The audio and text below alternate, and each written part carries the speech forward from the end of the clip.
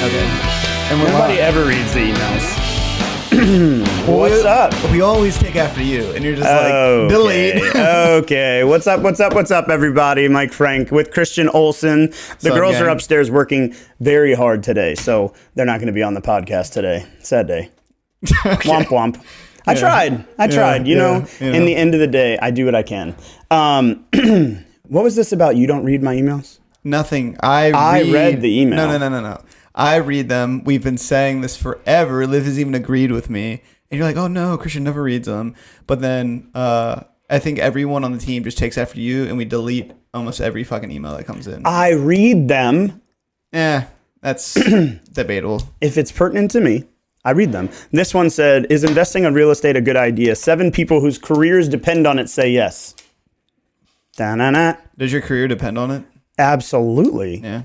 You know what I was thinking about? I just went to the bathroom and I was just thinking about, so sorry, oh my God. I was thinking about the investment in real estate and how important it is in my life and what I perceive the value to be. Okay, let me ask, is it separate from you helping clients buying and selling their homes, or are you talking about your personal investment in real estate? Well, I think it's both. Okay, well then explain a little bit of both. So the question that I would have for everybody watching, listening, would be, do you feel that your investment portfolio is better invested in a single residence or in multiple properties? So multifamily, multiple rentals, multiple properties. And a lot of people are going to be like, oh, multifamily, right? Yeah. And that's great. And I'm not knocking it. But what I am saying is, like, I would love to earn the commission off of one large sale. I think every investment portfolio would like to have that $100 million investment come in. But what I would rather do, I'd rather build the $100 million investment. So instead of being the person that's like, oh, go buy the most expensive property, I'd rather talk to you about what your goals are and look into your financial solvency and say, hey, in order to accomplish that goal, I'd rather see you guys buy a $400,000 property versus an $800,000, or a $700,000 property versus a $1.4 million.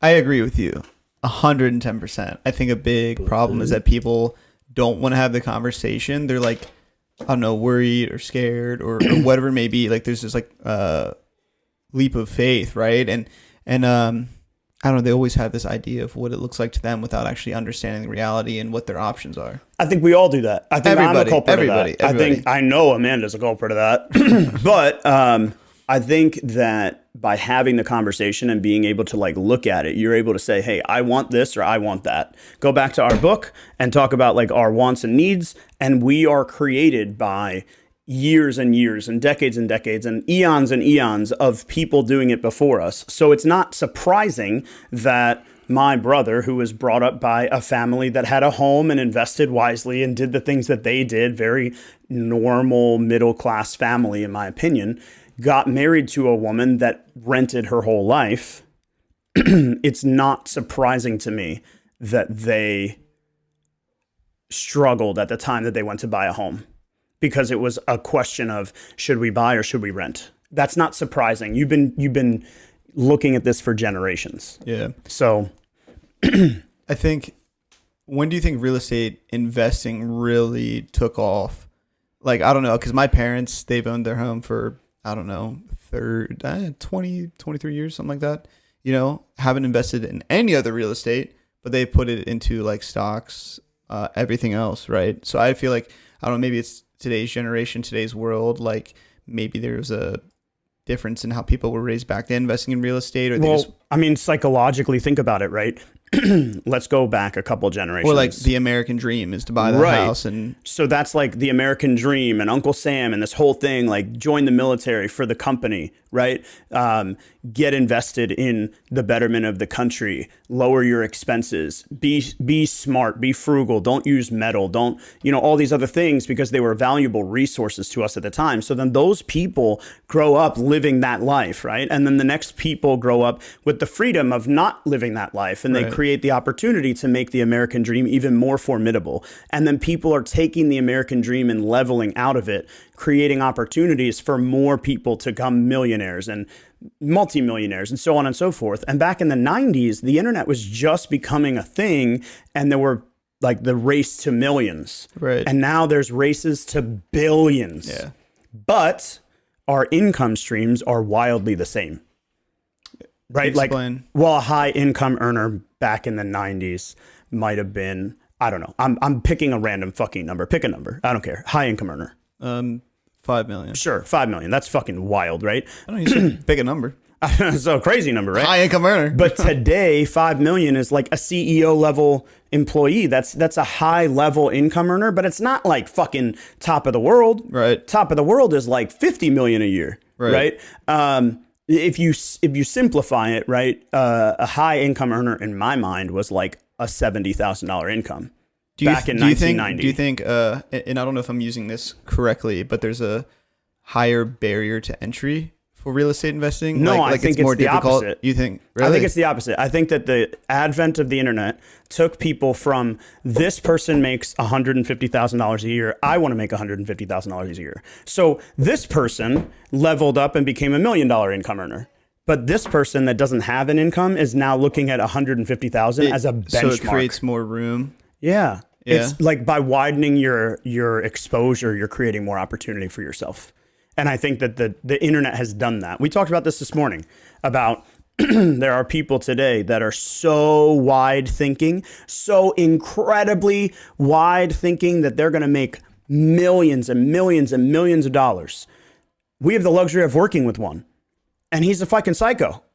One of the smartest people that you'll ever meet, but he has such a wide vision of what his future could look like, but it's going to not prevent him from hitting that ceiling. Whereas most people go, oh, I just want to make $50,000, or I just want to make $20 an hour, or I just want this, or I just want that. And then it's like super attainable, right? One of my first jobs when I was younger, I remember minimum wage was like $5.25. And I went for a job interview and I wanted, how old are you now? I wanted, let's say it was like $7 was what I wanted to earn. And the manager offered me $8.25. And I was like, oh, and he was like, well, I can pay you less. And I was like, no, thank you. Right. But my mind wasn't even set that $8 was in my capacity. Right. Right. Whereas today you have young people that are like, I don't want a job. I don't want a job. I'm not here to earn $8 an hour. I'm not here to earn $20 an hour. I'm not here to earn per hour. I don't want a job. Right. Like, let me build my skills so I can make hundreds of thousands of dollars per month. So and I'm like, fuck that. That's crazy. The one real estate investing class that I invited the team out to, I think it's this week. I'm not sure exactly what day, but I'm really excited. The guy that hosted it, Matt Fullerton, does a lot of work from, I don't know, Calvert County, Anne Arundel, St. Mary's, like literally all over the map, DC, probably even Virginia. And I know he has quite the investment portfolio, and like he does a lot of flipping. And it always seems like, I saw some comment they put on Facebook that he can always make the numbers work for something. Right. So can I. Okay. Because the numbers always work. It's your perspective that doesn't work. Okay. Right? The numbers always work. You just have to change your perspective. If you require a 20% ROI, well then, yeah, the numbers aren't going to work for a 20% ROI all the time. Yeah. Right? But if you require a 20% ROI, but you can open your mind to the opportunity of renting versus flipping, you're not going to get a 20% ROI, but you're going to create another avenue, another perspective of your investment portfolio. So question, for people that are listening that might be in my shoes, right? I don't own a home yet, still rent. I want to own my own home probably within the next year, but also real estate investing is what I want to do or something I want to get into. Where would you say is a good avenue or path for people to start? Buy a house. Okay. And we've talked about house hacking or whatever you want to call it. Is that something that, I don't know, would you say is like the first thing you would do after you buy your first home? Because we've even talked about, like, you, Christian, I would buy the biggest piece of shit, fix it up, move into another 1 year later, and just kind of keep doing that over a couple year period. And if you do it right, by year 4. But also think about this. Whose fault is it that you've never bought a house? Mine. So why aren't you buying a house? Because it's my fault and I need some more money. Well, but you don't need more money. There's money out there. Go use it. Yeah. What if you took a hard money loan at 20%? Hard money loan at 20%. And we already talked about this. Our profitability isn't going to be 20%. It's not there. Right. But I'm going to take a hard money loan at 20%. I'm going to have my objective goal would be to have a, I don't know, at 20% numbers. It's crazy. My objective goal would be to have a 4% profit margin, right? So I'm in at $0 and I make 4%. I buy a home for $110,000. I invest $80,000 into it. I sell it for $225,000. There's a 4% margin that I'm going to be able to capture. 4% of $225,000 is still $10,000. Right. Right. So we're walking away with $9,300 or whatever the number is, right? Yeah. And we didn't do anything. It also gives us $9,300 to risk. If the investment flops, if we have to spend more money on something, or if we have to pay more for buyer's premium or otherwise, the investment opportunity is there. And if you lose money, you lose money, but you got one done. Right. So the difference between someone like me and someone that's much more in this frame of mind is risk aversion. I am risk averse, so I would not take that liability. Right. But it doesn't mean that I can't do it. Right. I think there's a lot of people out there that have aspirations of doing things like house hacking, and they forget that they have to buy a house first. Right. Like you have to buy a house in order to house hack. So then what's your portfolio to get to the ownership of the property? And my question is, if your portfolio is to get to the ownership of the property, why aren't you the tiniest, frailest human being I've ever met in my life? Because you don't need fat on your bones to make money. Yeah. But you need money to buy a house, and you can also use that money to spend on ice cream and gasoline and other things that you're not frugal on. Two things. Now that you mention it, like the reason I haven't bought a house yet is because of myself. And we just went to the Live Baltimore Trolley tour this past weekend. Tons of grants, programs, down payment assistance, whatever you want to call it. Mm-hmm. I'm thinking to myself, like, okay, if I were to buy a house in downtown, like Fells, Canton, Fed, whatever, like how much money could I truly get for that first purchase? I live in it for a year, and then, hopefully do the same thing over and over. Not necessarily with the trolley tour, because I think you can only take advantage of a couple of those. So think about this, right? Let's just say hypothetically you were out of pocket $8,000. Could you afford that? No. I'm not going to ask that question. Sorry. Could you sell a kidney to get $8,000? Can you live a happy life without a kidney? Yeah. Okay. All right. So you could sell a kidney to get $8,000. Yeah. You could buy a house with $8,000. All right. We're all on the same page. How many kidneys do you have? Two? Two. Okay. You need one. Okay. Well, then. Two? One? Two? Two, yeah. Yeah. Okay. Oh, I don't know. I'm not a Maybe doctor. you only have one. I don't know. I really don't know. So what happens when I need another one later on? You get a transplant. Can I go you're out, rich, so you pay for it. Can I go out and buy another kidney? Right. So take out a HELOC on my. So you turn around. You have this property that you're renting out. You bought a 3-bedroom property. You're renting out 2 of the rooms to 2 other people. You fucking hate your life because you got roommates all the fucking time. It's fucking miserable. Whatever. So you sell the property, and you sell the property at a loss. You increase the value of the home, but by the time you spent your money to invest into the property, you walk away with $8,000. That's the $8,000 you sold your kidney for, right? Yeah. So you lost money. But I'll be damned if you didn't gain equity. That's true. In order to have sold the property and paid all the expenses associated with selling and walk away with your $8,000, you must have gained something. Okay, question.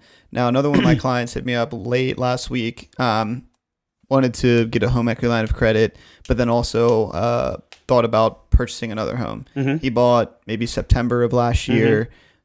Can you take a home equity line of credit, get that equity out, invest it somewhere else? How does that work?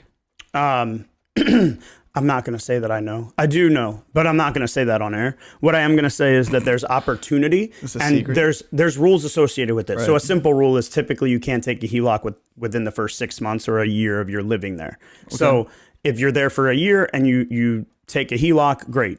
What you use that money for, that's between you and your bank.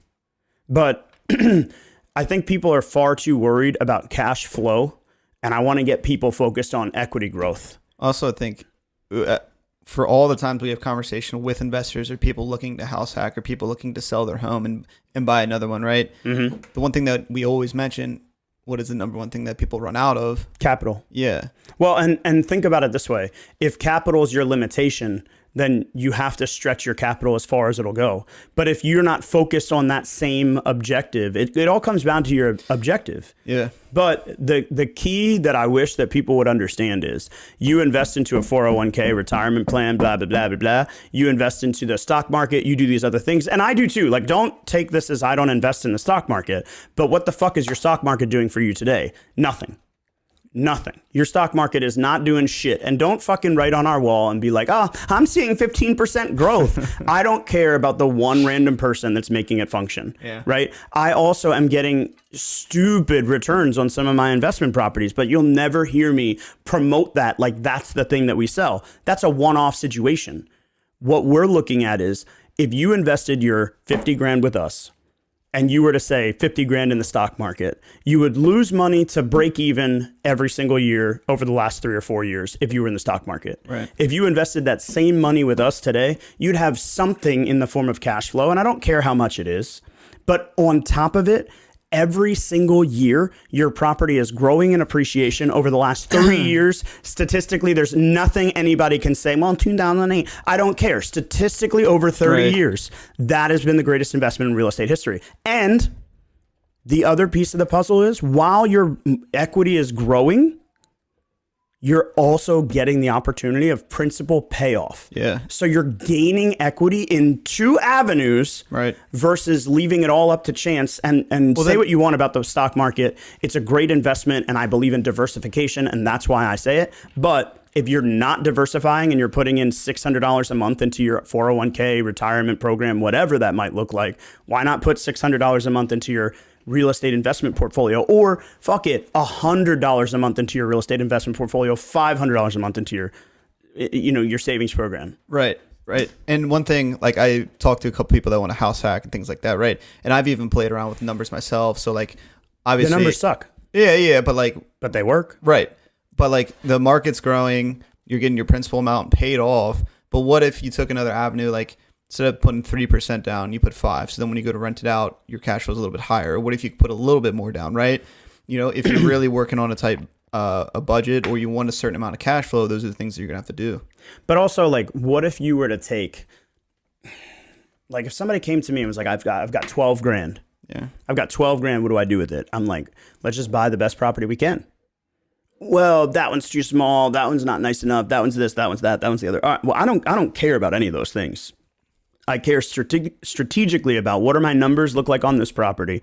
What does my rentability look like on this property? Can I rent a room out while I still live there and make some subordinate income? Right. And can I just flip it and move on and on and on? And the person that's coming to mind, and I hope you pay attention to this, Ethan, I love this kid. He's so smart. He knows what he's talking about. He's very educated. Yeah. But all the time I'm like, Ethan, shut up. And he's like, he kind of giggles and he goes, why? And I go, Ethan, you're overthinking it. Just make an offer. Just make an offer. And the perfect example is the first property we ever actually walked into, because he didn't want to walk into any properties until he was ready. Blah, blah, blah, blah, blah. Good for him. Yeah. We walked into this first property and I'm like, damn, this is big. It's got the right bedrooms. It's got a good bathroom set up. Man, I mean, the basement bathroom could be a little bit nicer, but you can invest in that over time. Damn, the HVAC is new. The water heater looks newer. Shoot. Damn, this is a good opportunity for you. And he's like, well, can I put parking in the backyard? And I'm like, is rent going to go up because you have more parking? No, it's not. Right? Well, this bathroom's a little small. I mean, I agree with you. So let's plan to invest in it. Anyway, so we leave the property. And then a couple days later, he says, I really want to go back for a second look. Okay, let's go back. So we go back for a second look. That takes another day. And then at the end of that day, he suggests writing an offer. Then we submit an offer. And by this point in time, 7 or 8 days have gone by since the first opportunity that he saw the property. And he submitted a pretty good offer, not an amazing knock your socks off offer, but a pretty good offer that if there wasn't another competitive buyer, he would have gotten his offer accepted. So what if he made that decision 7 days ago? Right. And now it's 3 months later. So we've been talking now for 9 months, 11 months, something like that. He was in that one property 3 months ago and he hasn't found shit since then that he could qualify for. So it's like, dude, what if you just did that? Right. And, but it's expensive. But what about that? I'm going to be out of pocket an extra $500. And like, but what about if you had 3 months of equity growth, 3 months of rental value coming in, right? Like, 3 more months. And what I think this goes back to even the show we watched this morning, like understanding what these people's goals are in that initial buyer consultation, right? Mm-hmm. Or investor consultation, whatever you want to call this, right? Like if their goal is to buy that property, rent it out, do they need the biggest bathroom right now? Do they need to redo the entire home if they're just going to move out of it in a year and rent it out? Right. Well, and the thought process needs to be adjusted to most equitable, most quickly, most equitable, most quickly, right? Because if you truly, genuinely believe in the stock market, you should put every fucking penny that you have in there as quickly as humanly possible, because what will happen is it will grow and then grow and then grow and then grow and then grow. That's the compounding effect of growth, right? Yeah. So if you truly believe in that thought process, let's just say, hypothetically, you go off of your scenario earlier. Buy a property this year, fix it up, rent it out next year, buy another property next year, fix it up, rent it out the year after, right? So let's just say that you did that. It's May 15th, right? Next year, on June 20th, you're buying another property. And the year after that, on July 7th, you're buying another property. And the year after that, on September 1st, you're buying another property. You just bought 4 properties, right? 4 properties in literally 4 years and 4 months.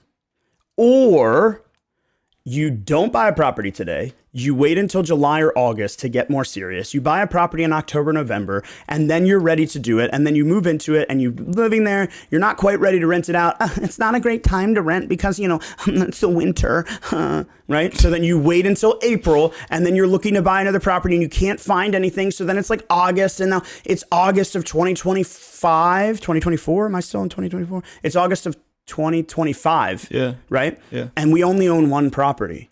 We started May of 2023 and it's been a year. It's been over 2 years and we only own 1 property instead of in 4 years time owning 4 properties according to your scenario. But because we're like holding ourselves back for all these different little reasons, and it only applies to investment.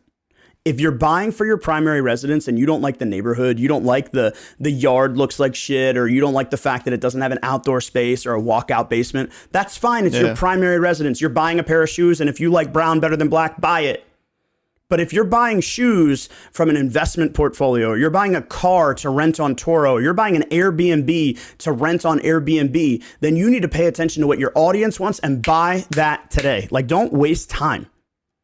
It's just like, it doesn't make sense. Every deal works. It's just a matter of what your numbers are and how analytical you want to be about the potential that it has. Yeah. I would not have any property if it wasn't for the people that brought them to me. How did you get into it? Random. Really? Fell into it. But you've owned this house that we're in now for, you said, what, 6 years? Yeah. When did you buy your first investment? That's a tricky one. Depends on how you look at it. How should I look at it? What are my options here? So there's a lot of investment portfolio, right? You can get into a sole investment. You can get into a partnership investment, or you could do what I did, which is I own a portion of other properties. So I am a partner in a larger LLC, for simplicity, where I only own 10% of 3 properties. I don't have anything to do with them. What about what's the 3 you bought up in Harford County? No, that was last year. Yeah, that was last year. Was that on your own? Was that through okay. That's on my own. Okay. So those were the first 3 that I bought on my own. And then I bought a 4th one on my own. And now I'm looking to buy another one. But when it comes to the opportunities that are in front of us, it's not always on my own as much as it might be like with a partner. A good example of a partnership, you could go into partnership with your parents. And you could bring the property, you could contribute your commission, they could contribute the down payment costs, and you can contribute, identifying tenants so they're not going to have to pay rental acquisition. Right. And that's a great partnership, right? Like, that's a great partnership. What if your parents were to give you the money? Let's just say they were giving you $30,000 and you were to go out and buy a property. And they were like, look, we're going to give you this $30,000. We only want 2% return year over year. We want to get paid monthly. So 2% return year over year paid monthly is nothing.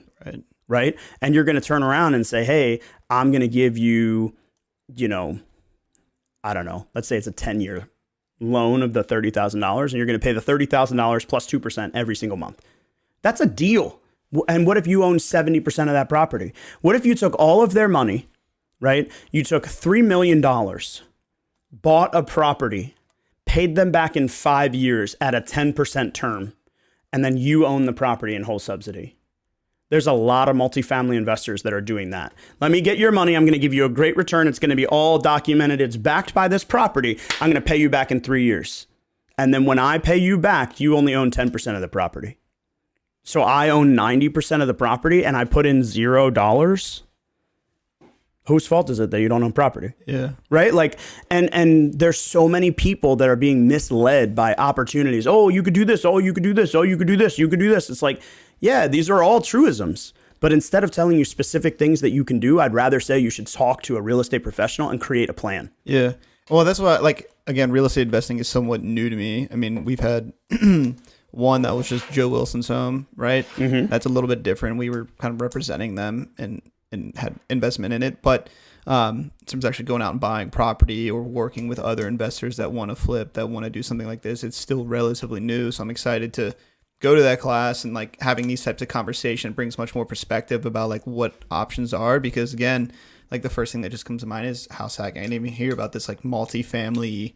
It doesn't even have to be multifamily. It can be single family unit. It could literally be you buying a single property with Liv. You know who house hacked? Lexi. Did she? Yeah, kind of. She bought her house and she rented out the 2 rooms to her 2 best friends. So that's technically house hacking. Yeah, right. The problem that I have is that house hacking is kind of like carbo diets. Like everybody's got their own diet, right? Okay. What if you had a coach that was going to plan for you and build an opportunity, and you listened to your coach? I mean, like, heaven forbid you did that. But like, what if you talk to your parents right now today? It's fucking, plenty of time for you to fucking call them before lunch. You called them and you were like, hey, by the way, I want to talk to you a little bit about an investment idea that I had. And they're like, what's that? And you're like, look, can you give me 30 grand? And you're going to put down 30 grand, a 10% down payment on a rental investment. That's an awful deal. But what if you got that fucking deal? What if you bought that fucking house, $270,000 house, you pay your parents back, you guys deal with all this, and in 5 years' time, you're ready to buy your big primary and you sell this property. You pay capital gains taxes on it, whoop-de-fucking-do, right? And then you buy a property. I'm curious, why would 10% be bad? Because then you pay mortgage insurance. Mortgage insurance on an investment is pretty bad. It's pretty rough. Oh, okay. But it's not impossible to make money work. Yeah. The reason that people want to put down 20% on investment is because there's no mortgage insurance. But if you could put down a lower number, 10 or 15%, and create opportunity still, then, you're still in a good place to make money. Yeah, but like how much would mortgage insurance be on like a $300,000 property? I don't even know because I haven't sold one in a long time, but I do know that I had a couple people that did it. Yeah. They put down 15%. And the reason they chose 15 was because their financial limitation limited them to being able only to purchase 1 or 2 or maybe 3 homes. Right. And if they put down 20%, they were pretty much limited to one. Right. Now, remember, we talked about having to put 20% down versus 15, 10. And if you put 20% down, it doesn't have to be your primary residence. But if you put down 10 or 15, I imagine it's no. You could put down 10% on an investment property. And it doesn't have to be your primary residence. It's not an investment property if it's your primary residence. Well, then, so what's stopping me from putting 3 or 5% down? There's no investment portfolio for 3 or 5% down. Okay. So what does it start at, 10? I think so. Okay. I mean, I could be wrong. I don't know. I'm slated to talk to my commercial banker today, so I will let you know. But to me, it's that opportunity where you could turn around and you could take, like I said, 30 grand. It's a small investment and it's a lot of money. Like, I don't want to downplay it for those of you that are out there that don't have 30 grand. But what if you took a hard money loan? Like I said, take a hard money loan at 14, 17%, buy a property, flip it, turn it around, make no money. Whoop-de-fucking-do, you just did it. Yeah. And I bet you that hard money lender the next time gives you 1% or 2% off. Right. So instead of, let's just say 17%, the second time, yeah, you made no money, but you made every payment on time. You paid them back as you said you would. You got the deal done the way you said you were going to get it done. And they turned around and you're like, all right, so can I get another one? And they're like, yeah, sure. You're like, can I get a lower rate? They're like, well, we'll give you 15%. You're like, look, can I get 14? I really want to build in some opportunity. They're like, we'll give you 14.5. Do that 2 or 3 times. All of a sudden, you'll be down at 10%, 8%, 7%. What if you could get to the point that you're at 7%, still flipping those properties with no fucking cash of your own money? I feel like I just went to like a mini summit and I want to go upstairs and make some fucking phone calls or go start real estate investing right now. I wish that more people would fucking get off the fucking pot and actually do work. Like, I wish more people would have the conversation that I had this morning with an investor. I bought this property 4 years ago. I want to move. I want to keep this property as an investment. What's holding you back from moving? Well, I want to make some improvements to the property. What kind of improvements are you thinking about making to this property? Oh, I want to renovate the bathroom. Don't renovate the bathroom. That's a bad investment. It's not going to bring you profit. Here's my fear. You're going to spend the money, then you're not going to have any cash to move into the next house, and you're never going to make this rental happen, and you're going to turn around. And his response was, oh, well, I don't know. We'll still have to think about it. All right, well, think about it. And we'll talk again next month, as we've talked for the last 12 months. And it'll be fucking 2027, and you'll still be thinking about investing, but you probably won't, and you won't be able to, and you'll have to sell this home to move to the next one, and you'll never have an investment property in your life. Or be one of those people that bought an investment property one time long ago and liquidated it because they needed the cash, which doesn't make any fucking sense. And then they turned around and now they don't own any investments. Right. For me, it's about creating multiple streams of income, not cash flow, multiple streams of income through the effort and the energy that you put in, where you're creating opportunity for yourself in the future. If you want to be the person that's posting on TikTok, that's posting on Instagram, I make so much money. Well, I bet you that they didn't start out making money year one. And fuck those people that did, because good for them. They're lucky. I'm not trying to tell people that it's not possible. I'm trying to tell people that it's not realistic. Right. I feel like that was great. There you go. I'm excited. There you go. Yeah. There you go. All right. I have a full-time job. I learned so And you much. know what it is? It's fucking calling people to go invest in real estate. That's today's goal. Go find an investor, right? Let's fucking do it, man. If you guys have any questions about real estate investment, hit us up. You can always DM. If you're not subscribing, please do. And please share our content. We need the love and support of all of you guys, and we'll talk to you real soon. You can always hit me up on Instagram at @MichaelFrank___, or always on our website at frankoliverco.com. You can find me on Instagram, Christian the Deadhead, and you can hit me at 443-214-0933. Thanks for tuning in. Catch you soon. Deuces.